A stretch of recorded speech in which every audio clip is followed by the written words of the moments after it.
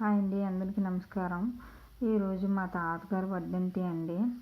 మేము ఇంకా తాతగారికి కొబ్బరికాయ కొట్టుకొని ఆయనకి ఇష్టమైన కొంచెం ప్రసాదాలు చేసుకొని నేను ఆ తాతగారిని తలుచుకొని ఇంకా నైవేద్యం పెట్టుకున్నామండి. ఫోటో పెట్టి అలా కొబ్బరికాయ కొట్టుకొని మేము తర్వాత గుడికి వెళ్ళాము. తర్వాత తాతగారు పేరున కొంచెం పూజ చేసుకొని అక్కడ స్వయంపాక దానం ఇచ్చుకున్నామండి. ఇంటికి వచ్చాక కాకి భోజనం పెట్టాము.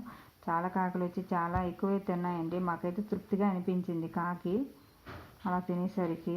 తాతయ్యే వచ్చి తిన్నారు అనే అంత భావన కలిగింది మాకైతే. చాలా బాగా అనిపించిందండి తాతయ్యకి. కొంతమందికి పేదవాళ్ళకి కూడా కొన్ని దానాలు అయితే ఇచ్చామండి.